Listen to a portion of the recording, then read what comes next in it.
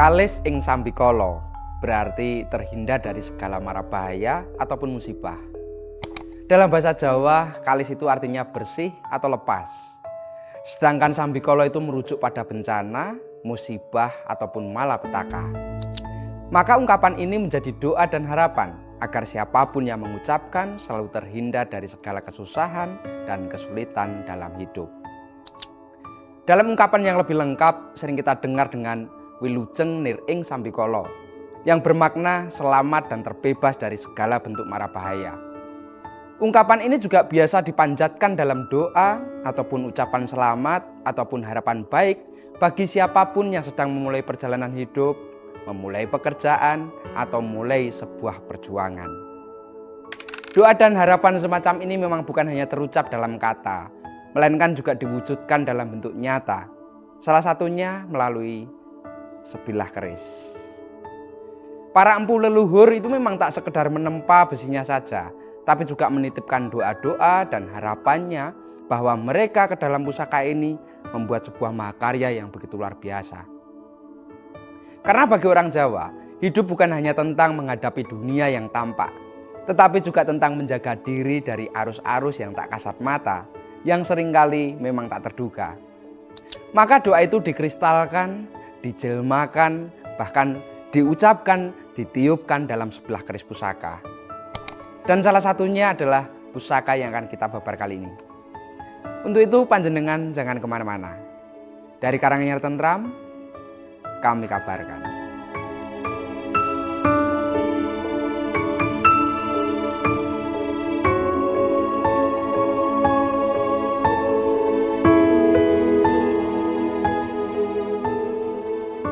Pusaka dengan busananya ladrang Surakarta berbahan kayu trembalu lawasan.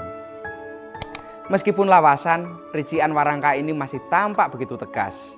Dari mulai kriwingan, pecetan, ricangkring, hingga ron atau godongannya itu masih terlihat pakem dan sangat wangun. Warangka ini dilengkapi dengan pendok blewah bahan tembaga polosan yang cukup tebal. Jika dilihat secara keseluruhan, busana pusaka ini tampil begitu wangun, nampak sekali meriayeni, dan pastinya tutut hati. Sekarang mari kita buka untuk isinya. Pusaka Luk 9, dapur sempono, pamor adek merambut, tangguh belambangan.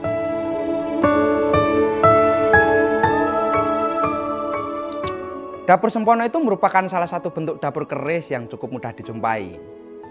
Ia termasuk golongan keris berjumlah Luk 9 dengan bentuk yang cukup sederhana.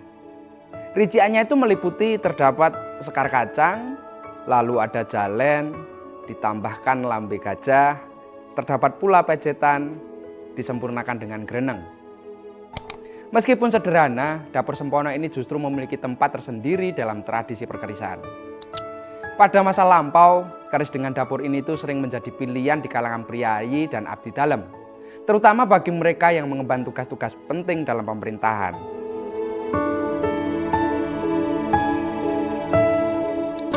Barangkali karena nama dan maknanya membawa harapan baik bagi perjalanan hidup dan pengabdian mereka, maka ini memang sangat cocok untuk panjenengan yang bergerak dalam bidang pemerintahan ataupun abdi negara. Keistimewaan dapur sempono ini semakin terasa ketika kita melihat jejaknya di lingkungan Keraton Yogyakarta. Salah satu pusaka keraton yang bergelar Kiai Kanjeng Panukup memang diketahui juga berdapur sempono. Hal ini semakin mempertegas bahwa dapur ini bukan sekedar bentuk sederhana, melainkan juga membawa nilai makna yang dalam, yang sangat dihormati, bahkan di lingkungan tradisi keraton.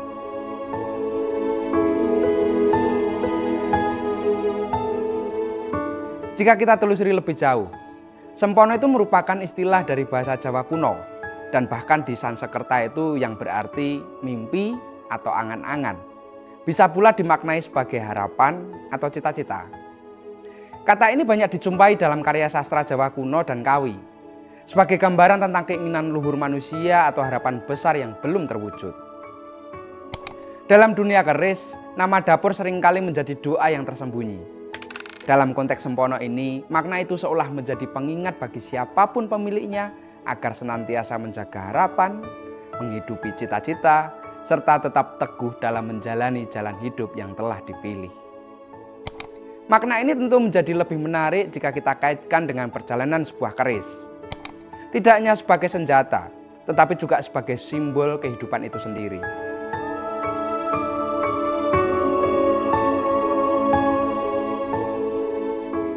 Pusaka ini ternyata hadir dengan pamornya yang cukup atraktif, yakni pamor adek merambut. Bisa panjenengan pirsani. Motifnya itu berupa garis-garis lurus yang membujur dari pangkal hingga ujung bilahnya. Mengikuti lekuk-lekuknya terlihat begitu indah dan begitu luar biasa.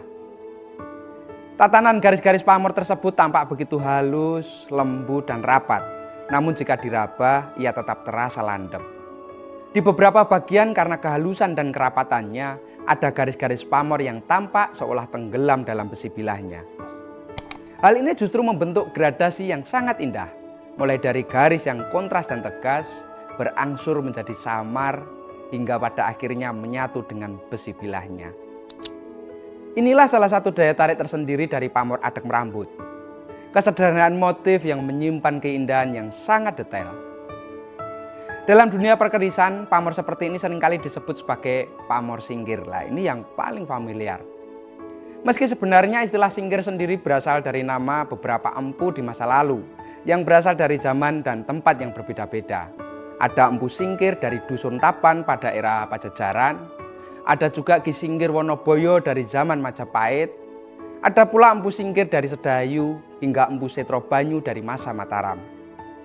Selain mengacu pada nama para empu tersebut, sebutan singgir juga diyakini berhubungan dengan kisah para empu yang pernah tersingkir atau disingkirkan atau sengaja menyingkir dari pusat kekuasaan.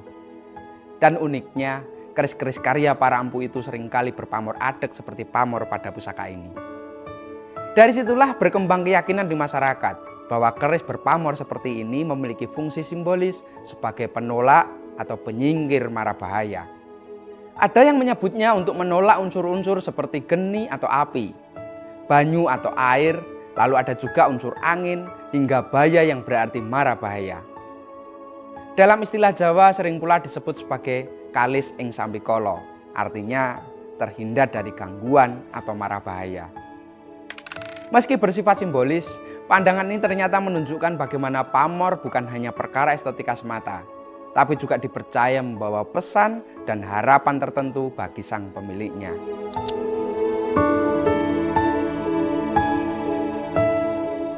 Pusaka ini merupakan salah satu warisan dari masa kerajaan Blambangan dengan tampilannya yang membawa ciri khas tersendiri. Salah satu kekhasan terletak pada gaya pasikutannya yang tampak begitu ndemes, serasi antara lekuk bilah hingga sorsoran. Ukuran bilahnya itu cenderung sedang dengan ujung yang tidak terlalu runcing. Karakter seperti ini merupakan salah satu ciri umum keris-keris tanggung Blambangan.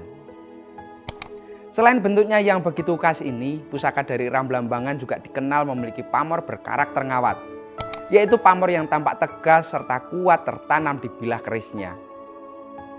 Pola pamor seperti ini menunjukkan kepiawaian dari sang empu dalam mengolah material pamor agar terlihat kokoh dan terlihat hidup. Menariknya, pamor ngawat pada keris-keris Blambangan umumnya memang dibuat dengan teknik pamor miring, yaitu metode penempaan pamor di mana susunan bahan besi ataupun baja dan pamor ditata secara vertikal terhadap bidang bilahnya. Hasilnya seperti pamor adek merambut yang tampak pada pusaka ini. Teknik ini memang membutuhkan keterampilan tingkat tinggi karena harus mampu menjaga konsistensi pola agar tetap harmonis mengikuti bentuk bilahnya. Teknik pamor miring menghasilkan motif yang biasanya tampak lebih tegas, bahkan lebih padat dan menyatu dengan karakter bilahnya. Berbeda dengan pamor melumah, yang susunan bahannya itu ditata horizontal, sehingga menghasilkan pola-pola pamor yang lebih abstrak dan menyebar rata di sepanjang bilahnya.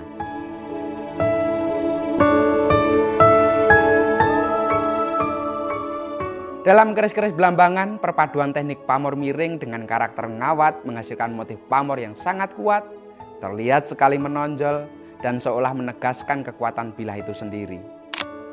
Tidak hanya menjadi unsur keindahan, bahkan kekuatan visual, pamor semacam ini juga mempertegas fungsi simbolik dan filosofinya. Dalam catatan Serat Panangguing Duwung, tercatat ada beberapa empu ternama dari Blambangan, yang antara lain adalah Empu Ki Mendung, Ki Tembarok, Ki Supogati, dan Empu Pangeran Pitrang. Mereka bukan hanya dikenal ahli tempa, tetapi juga memiliki ciri karya yang kuat secara karakter dan tekniknya. Secara historis, Blambangan memang mengalami perjalanan panjang yang penuh dengan dinamika. Setelah keruntuhan Majapahit pada tahun 1527, Blambangan itu berdiri sebagai kerajaan yang mandiri. Namun selama lebih dari 2 abad, sekitar tahun 1546 hingga 1764, wilayah ini menjadi rebutan kerajaan-kerajaan besar di sekitarnya. Kerajaan Demak dan Mataram dari Jawa Tengah, serta kerajaan-kerajaan Bali seperti Gelgel, Buleleng, dan Mangwi bergantian melancarkan serangan ke Blambangan bertubi-tubi. Kondisi politik yang terus bergejolak menyebabkan beberapa kali pemberontakan dan perpindahan pusat pemerintahan Blambangan.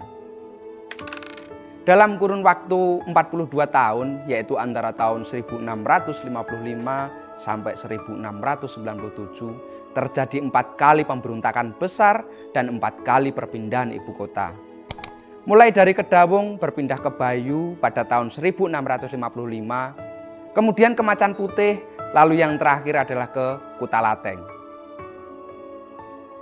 Perang yang berkepanjangan ini memaksa pusat kerajaan terus berpindah, hingga akhirnya menempati di Banyuwangi pada tahun 1774. Di tengah segala pergejolakan itulah, pusaka-pusaka Blambangan ini lahir bukannya sebagai senjata, tetapi juga sebagai lambang keteguhan, harga diri, dan daya tahan masyarakat untuk menghadapi arus perubahan zaman.